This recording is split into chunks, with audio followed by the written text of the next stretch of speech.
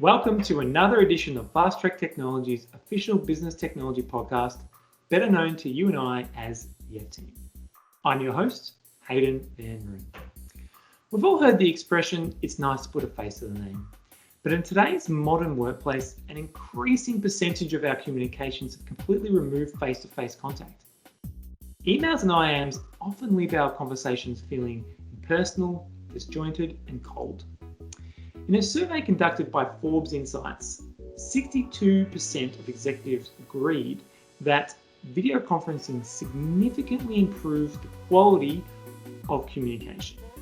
And 50% said that video conferencing improved the degree of understanding of that information, especially relative to audio conferencing. In another study by Business Insider, 88% of Australian and New Zealand workers say the number of meetings they attend is either static or rising.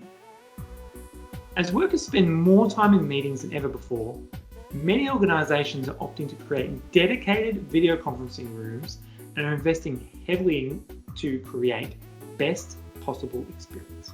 Today, we'll discuss our top considerations when choosing a video conferencing system.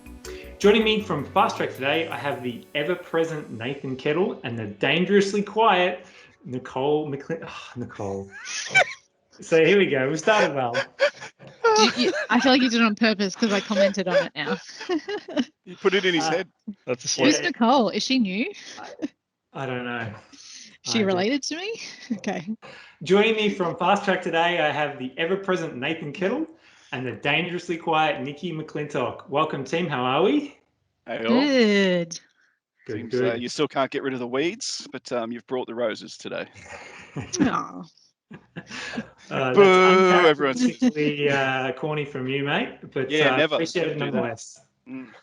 Very good. And it's my absolute pleasure to introduce Business Development Manager at Logitech and esports legend, Josh Edwards. Welcome, mate. Oh, what a welcome. Thanks, guys. It's great to be here. It's great to have you along. For those who don't know you, Josh, it might be worth just giving a brief overview of your role at Logitech. Yep. So I'm the Business Development Manager here at Logitech, looking after New South Wales and ACT, specific to video conferencing. So room enablement, whether it be for Microsoft Teams or Zoom, is really my ballgame. Prior to that, and to give some context to this legend remark, a long time ago I played computer games professionally. It's been a very, very long time. It feels like it's really in the rearview mirror.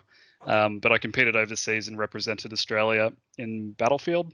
And I've got a couple of titles for Counter-Strike as well. So fun fact. It was quite fun actually doing that when our producer Erin pointed that out to me. I went and did some Googling. It was quite a bit of fun. The most fun I've had researching a presenter on this topic. So it was a refreshing research piece. So thanks for that in itself. Oh, you're welcome, mate. Thanks for Googling me. That's great. I think I might have to go do this afterwards as well. Yeah. No, I know you meant to do some research prior to the podcast guest coming on, but geez, really went above and beyond.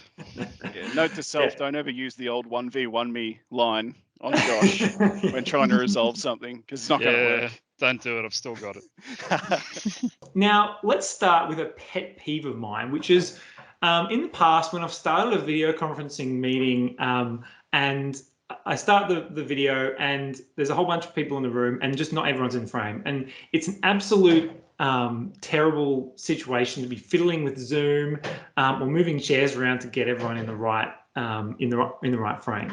So when you're designing a good video conferencing room system, what are some of the ways we can ensure that everyone is captured in the meeting room seamlessly, team? So from my perspective, it starts really with the hardware and where you're locating it in terms of installation. So generally, unless there's challenges within the room, we want to keep simplicity as the key factor and mount the camera above or below the display, generally above it, because to mount it below, you need your displays mounted a little bit higher. So front and center, have the camera in the middle, have the audio near that, because everyone tends to look at where the sound is coming from as well, which is a big thing for most of the products that we do now, just in simplifying the room experience. Outside of the hardware and locating the product itself, you've got features from Logitech like RightSight, which is part of our RightSense package, that actually frame the people in the room or the people in the call. And how it does that is by AI tracking or an AI viewfinder within the camera. That'll count the number of people in the room. It won't identify those people or take any, sensitive data or information from those people, but does people counting. And from there, it will frame the room perfectly. So this is something that we've added in to make it a little bit easier for people to set up their rooms. That's pretty cool. Sorry, go Nathan. Further to what Josh was saying, not every room's the same. There's differences in deployments in every room that we've encountered. So it's kind of like a fingerprint in that respect, that it's always unique in a way. But the simplicity of the deployment helps a lot. So when you've got these factors that are common to each room, it makes it a lot easier to place. So it really starts with the detective work that you do before coming up with your VC system. So understanding all of the needs of the room and the shape and the layout and the locations of everything. And then from there, you can then leverage the simplicity of the systems to get the right solution in place. That's a great comment, Nathan. It's like some rooms will have offset mounting requirements, or maybe those rooms are modal rooms that need to be moved around with tables and chairs going in different places within the room at different times. So it is important to consider the context of the room and build your narrative for the room around that and the way you design it around that narrative. And that will really be best practice for deployment and using the room and making sure people are comfortable using the room and making sure they're on camera. So to break that down, so we've got the shape of the room. So I imagine you're talking about whether the room is like a wide room or a long and skinny room, right? What other? I imagine like the shape of the table that's in the room as well has an impact on where you position the camera. Are there any other? What are the other factors that we can talk about in terms of framing, making sure we frame the people in the room correctly? In terms of framing, yeah, the table doesn't really play into it as much with the RightSight technology, as it will just count and frame perfectly based on the number of people. So that doesn't matter too much.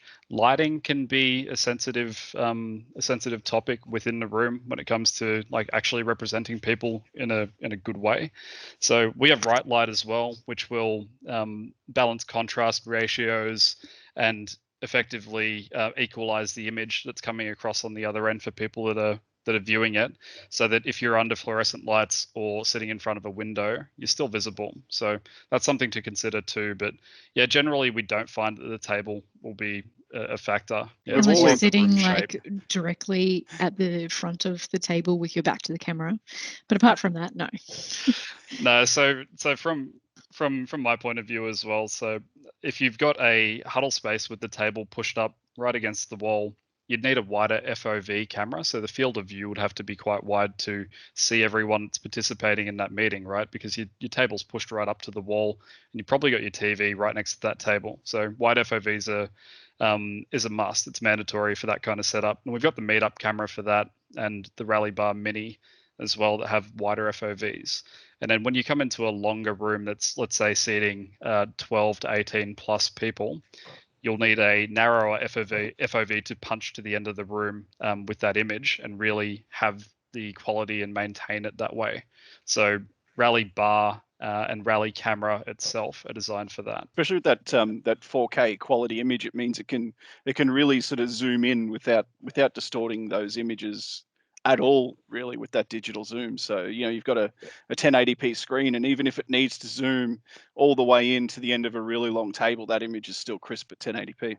Yeah, so the interesting thing with the Rally products themselves, except Rally Bar Mini, is that they have optical zoom as well. So it's actually a glass-based hardware zoom, whereas Meetup is just a digital zoom. So yeah, like you said, if someone's sitting right at the end of a 18-person table and we have a Rally camera in that room, it's going to frame that one participant with some great clarity and great accuracy all the way to the end of the table.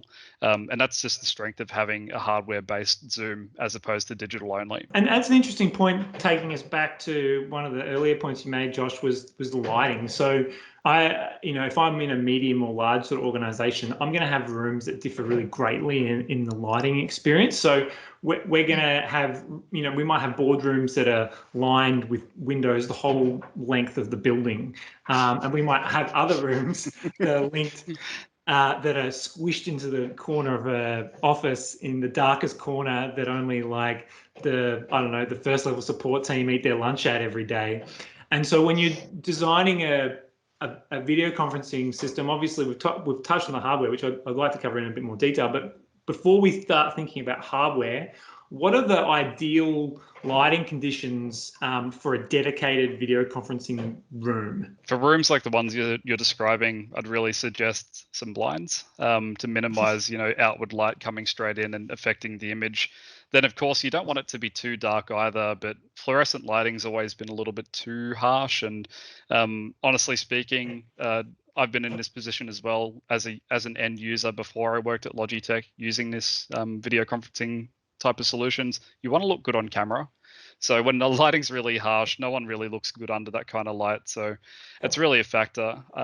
From the IT decision maker's point of view, it's about minimizing the inconsistency in the room while maintaining that the rooms aren't too complex. So if the rooms are too complex, they're too hard to roll out at scale.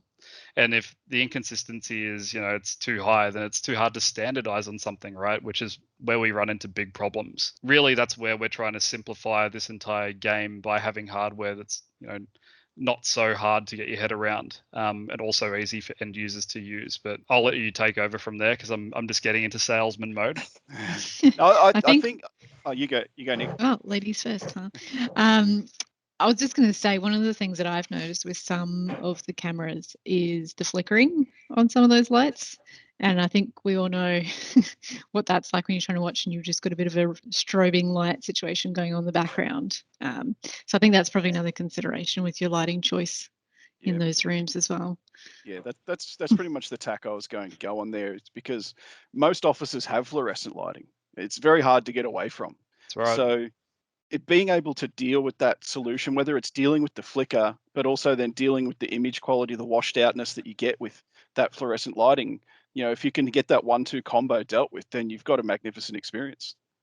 That's it. And everyone can look their best. And we can, minimize the discomfort in that room with using that hardware. That's what we really want. So to me, it sounds like, realistically, and we'll cover this later, but, when you're buying video conferencing systems, it's, most people who are looking into these types of dedicated systems aren't buying just one. They're buying multiple rooms and they need to have that, I think Josh mentioned, that consistent experience. So to what I'm hearing is the important things are choose the rooms that you're choosing to dedicate to the video conferencing experience very carefully to make sure that you can give it the best chance of having a consistent experience and it matches the quality of technology that you're putting in there. But then also, making sure that the technology you choose actually has, the capabilities to automatically adjust, like software like Logitech's Right Light. That's kind of what I'm hearing. Can anyone tell me a bit more about Right Light? Because I know a little bit about it, but I'm probably not the right person to give detail on that. Yeah, so Right Light's just that contrast ratio and lighting balance for the image quality of some of the cameras that we have. So the Logitech Brio, the Meetup, the Rally System, Rally Bar Mini, and Rally Bar all have that suite on there. It's something that we added in last year free of charge. So the entire Right Sense package, which is Right Sound, Right Light, and Right Sight, were all added in as a firmware update. But Hayden, honestly, you're very right. Like you've hit the nail on the head with there's been a paradigm shift to people buying, ones and twos of these things. And now post-COVID, within Australia at least, we're looking at a bit of a shift from people having, a normal office space with working desks everywhere to a point where people want to turn their offices into more collaborative environments with more meeting rooms and enabling more of those spaces to have people that can work together in them or do video calls. Because who knows what the shift is going to be like from, we're going to work from home 50-50, it might be 70-30. Really, it's indeterminate at this stage globally, but I think in Australia, at least, this is a shift that we're seeing from my point of view. And I think the Right Light technology is probably one of my favorite technologies, purely because Poor image quality dependent on lighting has been a real bane in any sort of video conferencing space, whether it's the webcam on your PC, right the way up to enterprise grade solutions. So to be able to see the person you're talking at, I know like humans talk very verbally. We use sound quite a lot, but still to this day, if you can't read the expressions of the other person because the room's either washed out or it's too dark, then it just creates this disconnect. It's not conducive to a good meeting experience. Yeah, it really links up with the adoption of what you're putting in these rooms as well, right? Because if people don't look the way they want to be represented in these calls, they're not going to want to use the hardware in the room. And for a decision maker, as you mentioned before, Hayden, for a decision maker that's trying to make the right choice with buying hardware or enabling these environments, having adoption across the workforce is the biggest thing, right? Because no one wants that to make that kind of mistake where they put hardware in and no one uses it. So from our perspective as a hardware vendor, we're trying to make it as easy as possible for people to choose the path that they go down, whether it be based on the features that we have within our suite of hardware or the ease of installation as well. It's an interesting point, and it's something I was going to talk about later, but now's as good as time as any. Getting that adoption is pretty critical, right? And what we've seen in previous iterations of video conferencing systems is that they've used their own, they're in their unique environment, they use their own dedicated software, and it really doesn't integrate really well with the other digital business type solutions that people might be using in their day-to-day. There's very much like there's your digital workplace experience and then there's your video conferencing experience. And what I'm noticing is a shift towards a merging of those two spaces, and the flexibility is becoming really important. So, one of the challenges we've seen in the past is that, you spend all of this time and effort to set up a video conferencing system, and this is the more recent kind of challenge we're noticing as well, as you spend all this effort to get the video conferencing system with the same meeting software that everyone internally in the organization uses. You get all that great adoption. So say you're using Microsoft Teams as your one-to-one communication platform, and then your dedicated one uses Microsoft Teams as well. Everyone's adopted it, everyone's loving it, great experience, and then you've got a partner or a customer and they use Zoom. And then congratulations, your fancy new video conferencing system now is basically a brick in that one instance, and it becomes completely irrelevant. So I know many of the video conferencing solution providers are really focused on trying to solve for this. And I know that Logitech have got some interesting ways of adding this flexibility. So what are the important pieces in creating this flexibility, and keen obviously to hear about what Logitech has to offer in this space as well? I'll cover off on everything as we'll talk about the entire topic, right? So to start with, Microsoft Teams is trying to build in, or currently building in, interoperability for Zoom. So that's one step in the right direction that you're going to see from a software or platform standpoint, where people are going to try to work together and integrate with each other to avoid this kind of issue. Barring that, you've got PEXIT rooms and a few other types that are working on interoperability as well from a broader standpoint, with more platform integration than just 2 or 3. So it's worth looking at those as options. From a hardware standpoint, for us, we have the Logitech Switch device. So this is something that integrates pretty seamlessly into the entire stack of your VC room. So you might have a Logitech Meetup camera plugged into a PC in that room, and you'd say, oh, whatever platform's running on the PC, that's what's running in this room. The Switch will allow you to plug into the back of that PC and have a USB cable that will come out in the middle of the room at the boardroom table, and people can plug in their laptops that way. And effectively, the Switch allows that person to commandeer that room and use whatever platform they like, which is, in this day and age where some people are very undecided on what platform they want to use, it's pretty important. Yeah, definitely. That flexibility pays off in so many different ways.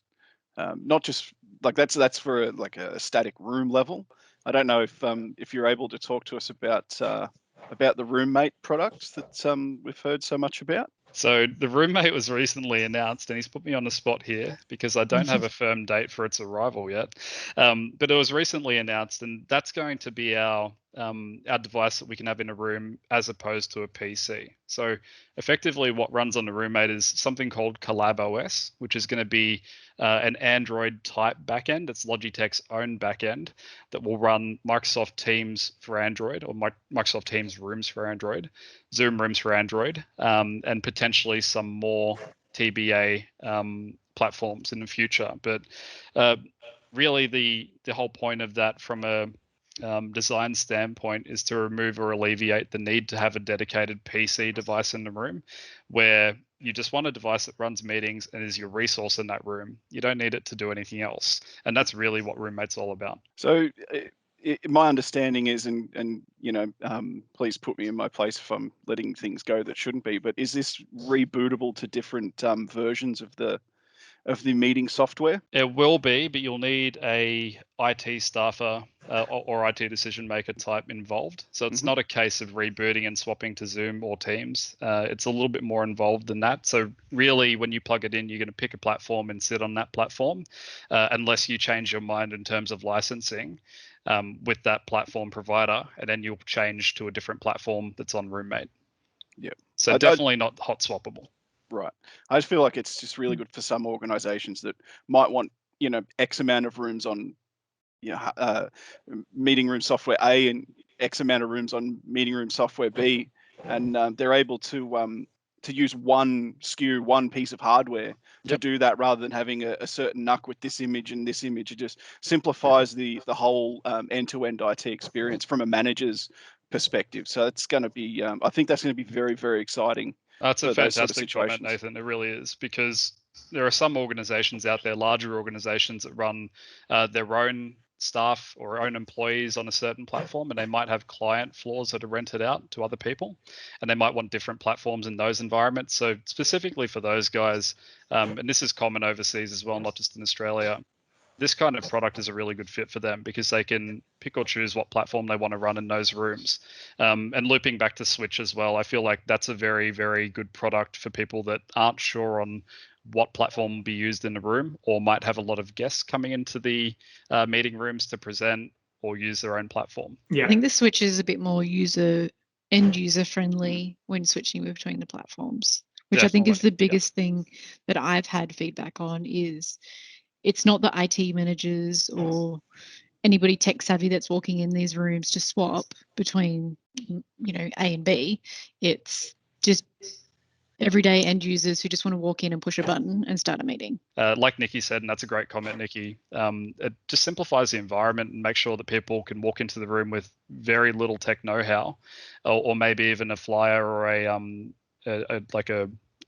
a guide within the room that will tell you how to do it, and it's that easy. So just summarizing, it sounds like there's two real scenarios to solve for here. There's the hot swapping scenario, where you've got different users using different platforms swapping out, and the Switch is a great solution for that. And the other challenge to solve for is having an organization that has many different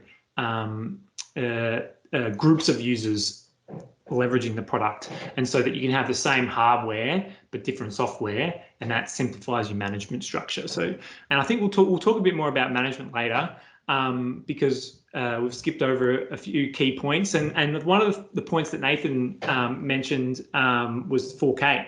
And one of the things that stuck out for me with 4K was that, a lot of these platforms, Microsoft Teams and Zoom, only broadcast in 720p, right? So I'm keen to understand what the difference 4K makes, and why you might make sure that you're picking a 4K camera when you're using these applications, or just in general as well. Yeah, it is a very good point, by the way, that the most common platforms are only going to broadcast at 720 or 1080p depending.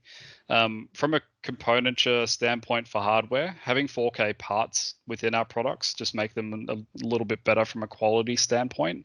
But as soon as you start to zoom in or do lighting balancing or any of this kind of, the bells and whistles of the product that are going to make the room tick and make it easier to adopt, that's when the 4K componentures really shine. So it's not necessarily about, what's seen on video. It's more about what you don't see happening on the back end there, which might be the post-processing, or, zooming into people, framing correctly, counting the number of people in the room. That's all down to the hardware quality and components that you'd only get by having 4K. Probably the other point, right, is that, I'm not an expert in this space, but my assumption is that Microsoft Teams and Zoom and all the other platforms that cook into this stuff are likely to upgrade from 720p at some point, right? Yeah, I mean, I don't want to assume on their behalf, but I would say with how common video conferencing is now, and better bandwidth allocation as well, or optimizations on the platform side too, just due to how many people are using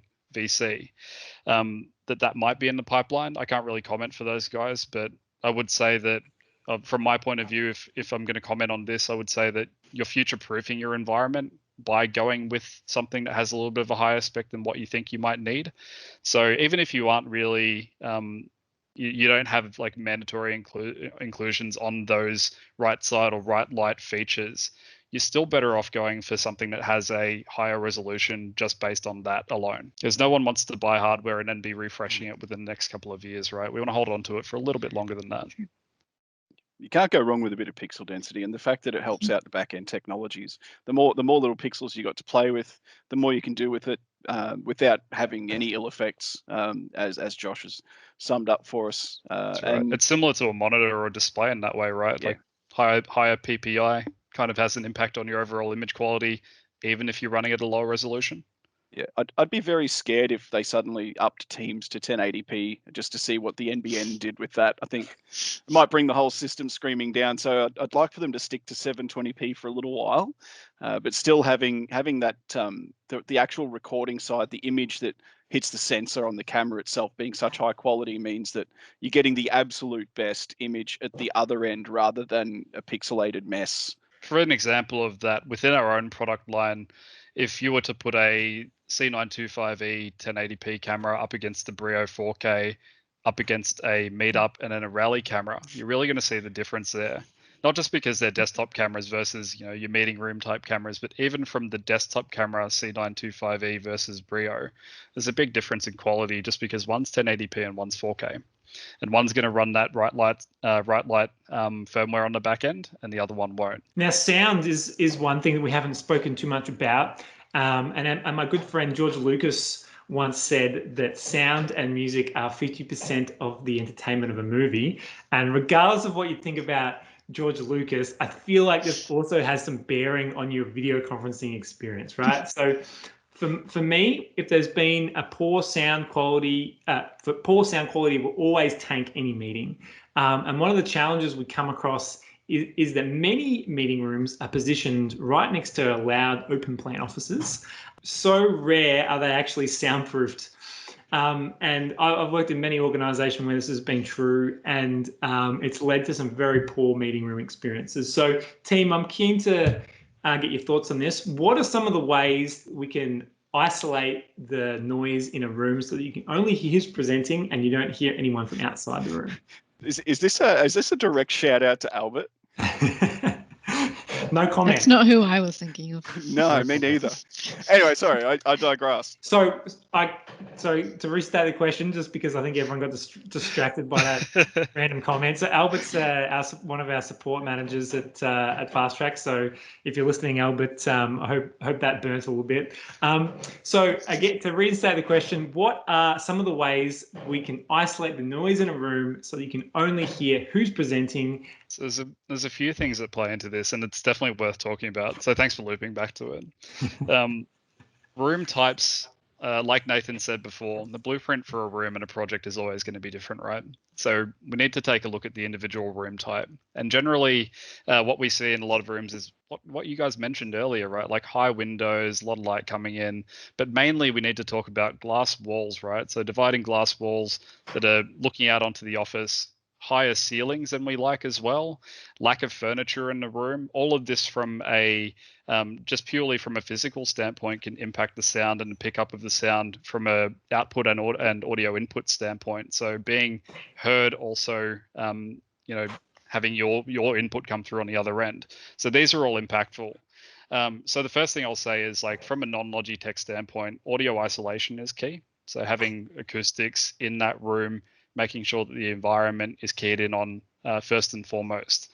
because if you don't do that, then no matter what you do with your hardware, the performance is not going to meet that kind of requirement just if the room's wrong. So from there, we can get a little bit into the Logitech stuff where we've got our Right Sound platform, which is actually optimized for the microphones. So the microphones track people. I believe it's at about 125 times per second, but our microphones track people with beamforming. They lock onto the active speaker as well.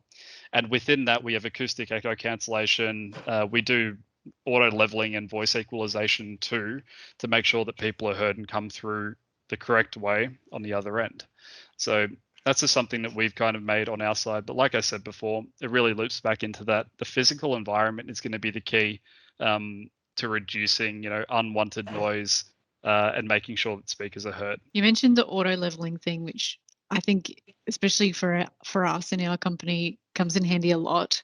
We have a lot of very loud speakers and we have a lot of very quiet speakers. And sitting on the other end of that call, you wouldn't know if you didn't know who they were. But if you didn't know who they were, you wouldn't know the difference. And we've done a few tests in our own room where myself would probably be on the lower end of the volume. I'd go stand in the corner and be talking, and it would just sound like as if I'm sitting next to the microphone. Just, it makes a huge difference for the people on the other end listening. Yeah, that's a great point. I think Yoni on your end actually gave me a great example of where he was the other end. Yeah, he walked up to the microphone and shouted in it and then whispered in it. And the auto leveling equalization equaled it out to be almost the same volume when it came out on the other end. So yeah, like I said before, physical environment matters, but from Logitech's standpoint, we do a lot on the audio hardware side to try to make sure people come through the right way or are heard the right way as well. Yeah, and just a note on that, if you are one of those people in the meeting that quietly say something under your breath in comment to people, just beware it does pick that up. Yeah, the Rally mic pods specifically are very sensitive and positioned very well depending on your installation. So you might be well and truly within that beamforming radius and not realize it. So just be cautious if you're making some just use your snarky comment under your breath. Just use Teams chat instead. It's fine. Yeah, exactly. Just don't use the meeting chat. One-on-one chat. Of that one. There's a couple of different ways you can solve for this. Hardware is a key component of it. Is there additional hardware that you might need to factor in for different size rooms to make sure you're capturing sound equally? Should we be going for particular Logitech system, or do we need additional components? Like, what are the different scenarios we should be considering here? From Logitech hardware, the easiest way to look at it would be in terms of the room count. So if you're looking at a 4 to 6 person room, it's going to be a Logitech Meetup because it's built for that kind of space. Like I mentioned before, wide FOV, huddle space type camera. Anything above that within our new kind of portfolio, you're looking at Rally Bar and Rally Bar Mini. So for a medium space, Rally Bar is perfect for, let's say, 6 to 14 or 6 to 12 people, roughly in that environment, just because the audio pickup is going to be perfect for that environment specifically, with it being around 4.5 meters, right? So really it builds into the space. And anything larger than that, like I said before, and like we discussed, the Rally system with the expansion microphone pods that go down the table would be perfect for anything upwards of 24 people, and those microphones can be daisy chained or connected to each other around weirdly shaped tables, which Nathan already knows about very well, and can get you out of a bind if you've got a really tough environment to deal with. That's the part that's the really sort of focal point for me with the sound part is the adaptability. There's sort of no real situation where it can't be adapted to. We're given so many options to expand upon the existing capacity of the sort of like the base Rally and the base Meetup. So if we need to adapt it, we can. We just need to consider the rest of the room as well, the materials it's made out of, the routing options, and all sorts of things like that. So it can play a part, but yeah, we can chain up to 7 Rally mic pods, which can cover a very, very large area. And I do believe we have Rally roof mount mic pods in the works as well, mate. Yes, we do. So we do have Rally roof mountable microphones coming. Those will come with a longer plenum rated cable, so they'll be able to be located within the ceiling, which is nice. There will be a separate microphone accessory to mount them into ceiling tiles, and that'll be white colored. So both of them will be in our white color scheme. If you're wondering what that color scheme looks like, it's the same as Rally Bar and Rally Bar Mini. So we've got white and graphite. But those are the new accessories that are on the way, just to make expandability within spaces a little bit more broad, and make sure we can scale. I can say from our existing inquiries, our existing customers and our inquiries, that this is one of the most sought after products. Without a shadow of a doubt. Everyone wants to know, can we mount things to the roof? Because it makes their rooms more adaptable. They can move tables around That's where right. they need to, because a lot of these spaces are multifunction and not just static boardroom. This is what it is, and this is how it's going to be forever. So being able to add that sort of functionality to rooms is a huge value add to so many people. So sorry if I get really excited about these up and coming products, because these solutions are something that the People have been have asking wanted. us for a while. Yeah, that's something that I'm really excited about as well. I think it really lifts the profile of the room when you don't have them table mounted and when they're mounted on the roof. So it's something that we're all collectively looking forward to as well, just because I think it takes the room layout for us to another level when you can build out the modal space and flexible space in a way that people don't have to move things around too much and worry about the VC hardware. It just all goes by itself. That's the beauty of it. I think that's the big takeaway for me. If I was buying a video conferencing system tomorrow, is that I'm going to be focused on looking for a purpose-built system, because there are a lot of advantages. You're right. You really hit the nail on the head there. And one important thing to add will be as well that oftentimes you're now going to be looking at a transitioning workforce where workers are in different stages of hybrid working. Some of them will know how to do it very well. Some of them won't be familiar with it at all. So looking at your room types, looking at your users as well is quite important, and seeing where they're at. And that way you can avoid losing speed and momentum when you roll this thing out and try to get them to adopt it. So we've been talking about microphones and capturing the sound. Equally important, maybe not equally important, but somewhere on the level of importance is the experience when you're in the room and you're on the receiving end, right? So as we said, meeting rooms vary in size and function, and with these systems, there's always a speaker included. I'm keen to get everyone's thoughts on this. How do we know when a space needs extra speakers? How do we make that judgment, and what do we do with them? I think I'd like to jack up the importance of sound from what you just gave it there, because what's the point of speaking if no one can hear you? You might as well not even bother. So I would say it's definitely as equally as important as the microphones, because without that connection to the person that you're meeting with, there's no meeting.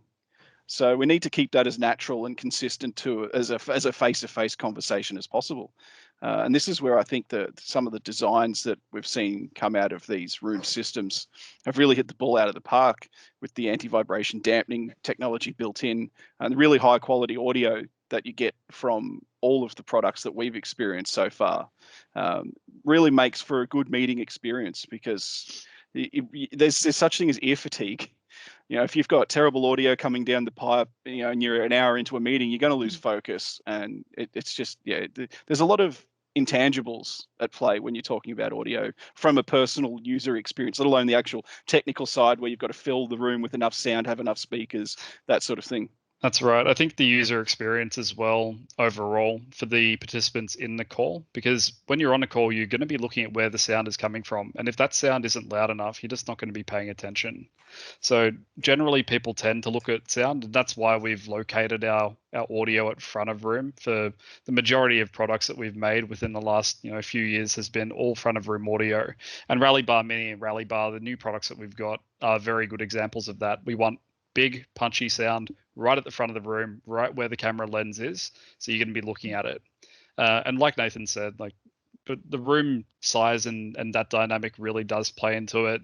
There is no blueprint for that. I would say if it's a long room, we as Logitech would always recommend 2 Rally speakers, just to cover that space. And the same token, if it's a wide room, right, just to cover the space in terms of the audio. Yeah, it's easy for one small speaker, say for instance, to get lost in a big room. So even though you might have a large 10 by 6 meter room, like 10 meters long, but the actual meeting space where the table is might only be, say, for instance, 4 meters. So you've got all this space at the other end of the room, which might be a kitchenette or, as a quiet space for people to, just come and chill or do whatever they need to do in. But that, even though that you're not wanting the sound to reach all the way to the end there, that's still air in the room. That's still mass that the speaker and the vibrations that they generate have to fight against. So being able to fill that space with a consistent sound goes a long way to an enjoyable experience. And this might sound like a dumb question, but when we're designing these systems, do we need to make any considerations in terms of like the type of speakers or the position of the speakers to make sure that the microphones aren't picking up any of that, any of the feedback? No, so our hardware generally is smart enough to differentiate between, and there's never been a case that I've experienced where there's been microphone pickup of our own speakers within the room. It's never happened for me before, and I've seen a lot of these deployed. So from a hardware level, that's all handled on the back end and cancelled out. That's the power of RightSense. It's reading the input, it's reading the output. If it sees 2 things that are the same, it knows to cancel those out. That's right. It's fairly simple in that respect. Obviously, the way it works isn't simple, but if you think of it like that, then yeah, it's a great thing to have. I'm gonna have to steal that explanation off you, mate, because that was perfect. That was bang on. Our audio engineers work, yeah, our audio engineers work really hard to make sure those things don't happen. And the way Nathan explained it, as them cancelling each other out, is a perfect way to kind of put that in layman's terms. And the last topic, we've jumped around a bit today, but no, it's been good, was around management. So we touched on this earlier.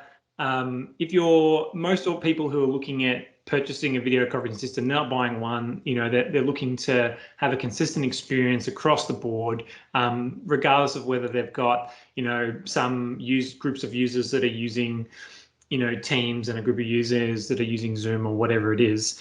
We want a consistent experience.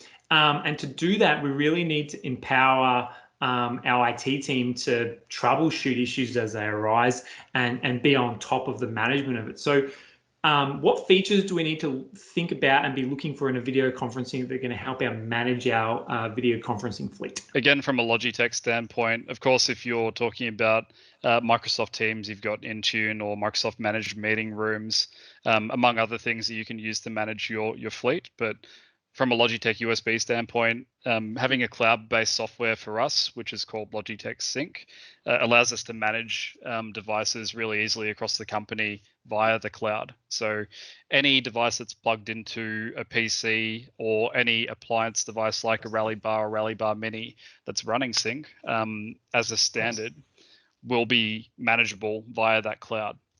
What that will allow you to do is see if it needs a firmware update, see the health of the device as well, see if the device needs a restart, whether it's in use or not, all the diagnostics that tie in with that. Nathan, if you're an IT manager, what are the metrics that you're going to be like counting, from a video conferencing perspective? What's going to be most important to you when you're picking a video conference system around what you can actually manage? I'm going to want to be able to manage the operating system side, the firmware side, update side, making sure that the system is stable and secure. First and foremost, as we know, there's a pretty big push in security space. So knowing that is well maintained would be the absolute number one in my book. Apart from the obvious, is this the right solution? That sort of thing for our rooms. So yeah, I'd say that'd be my first cab off the rank. I think that's the baseline, and then beyond that is all the additional fun stuff that's more enhancing the experience and being able to get that buy-in, saying, okay, how many users are using this room? Are a bunch of like 3 people using the boardroom all the time for video conferencing room, That's which right. is stopping the more senior people who need to use it actually, and then being able to feed those insights back into the rest of the organization and help educate the team to make sure that you're getting the most value out of it. Because if your most senior people aren't getting value out of it, it's going to be a little bit harder to secure the next batch of video conferencing systems. 100% correct. I think from a baseline level, people are going to be looking at room utilization and saying, am I getting value for money by having the rooms deployed this way? Can I encourage this set of users to be using the room at this time instead of using the 8-person room for 2 people or 3 people? They should be in the 3 or 4-person room, and that's really where we're going to see this, becoming more common. But as I said before, like it's a workforce that's in transition, right? So these are going to all be it's all going to be a learning curve, and it's going to be experimental for a period of time. And I'd like to think that optimistically, our analytics and our software on the back end will help people make those decisions. That's a really good point, Josh, because I know from experience we've had situations with customers where they've got several meeting rooms, and they're not uniform either. So there's sort of this is the nice room out of all of them, and everyone wants to use the nice room. Everyone has the nice room in their office. And sort of the CEOs and the management team want the nice room, but then sometimes the nice room's full of people that probably shouldn't be in the nice room. They could easily be in one of the 2 or 3 people huddle spaces. So being able to manage that can come in pretty handy, I think. And Nikki, you've been on some deployments recently and helped some fairly large customers of ours start adopting this technology. What are you hearing in the management space? It really just depends on the size of the organization is what they want. So if you've got a smaller company that only has 1 or 2 rooms, it's a lot easier to manage the updates, whatever it might be. When you've got the larger organizations, it could be as simple as just wanting to manage the same thing, the updates, or right through to the application for the meeting platform. A lot of the support we see is actually not necessarily for the hardware. It might be for the Teams application itself or the account. There's a huge scale of what, depending if they've got their own built-in ID department or not. It's really vague. It's a good point you raised though around there's the support for the actual hardware and keeping up to date, but then there's the assisting teams when they might have low skill in this space, and they might pull a cable out thinking that's what they're meant to do, especially if you've got a switch. A lot of the calls we're getting could be from the end users, and the end users, like I mentioned earlier, just want to walk into the room, push a button and be in the meeting. And I think we find that when we experience an issue that needs support is when they're going to go into a meeting. They don't find it 15 minutes before they go into a meeting where you've got time. It's always 1 minute before the meeting when they go to push the button that there's a problem with it. So that's the end user support that we get. So that's one side of it. Cable's not plugged in, needs some sort of update or whatever it might be. But then the other end of the scale is for managing rooms and updates on a larger scale, not just troubleshooting an issue that's going on right now. It's making sure that making sure that everything is up to date and being monitored so that you minimize the issues when they go into the room. So it's two different ends of the scales with the types of support that we see that people are asking for. Because let's face it, no one gets to the meeting 20 minutes early. We're all getting there exactly on time and never late. We're never late. Yeah. But, none of these things crop up with advance notice. It's always alarm bells, which then everyone gets on edge, and it's not a great way to start a meeting. Yeah. Most of the things like you can monitor and resolve in terms of the hardware itself. Even us for ourselves, we'll do like daily checks to say, okay, I can see that this room, you go into the sync portal, for example, you can see, okay, the camera's online, speaker, everything's all online. There will be things that you can't see remotely, that's by not physically being there, but it's about minimizing the amount of times that it occurs or doesn't occur. So anything simple like firmware updates or device being online or offline or requiring a restart, that's all handled by sync. You're still going to need Microsoft MMR or Intune to manage the actual meeting room itself. And that might come down to the PC as well. But I think you guys have your own unique ways of tackling that, which hats off to you. And we have a lot of respect for you here at Logitech for what you guys do on that end in terms of support and looking after the customer. So I think the key takeaways. Well, thanks for that, by the way, George. Appreciate it. The respect is mutual. But I think there's two ways to handle it, right? So there's two separate points just to summarize. You need a consistent way of managing the ongoing the updates and firmware and the health of the devices. Preventative maintenance, and then you do need also a team that either internally or externally that can quickly respond to when there is an issue to enable you to move forward and not have a poor experience. It can quickly get you back up and running. So a managed services provider that specializes in that hardware.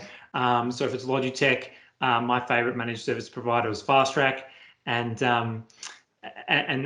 that's the key to keeping those two elements are key to creating a good user experience in that space. You're right. And from a hardware level, we've tried to minimize the chance of these things happening.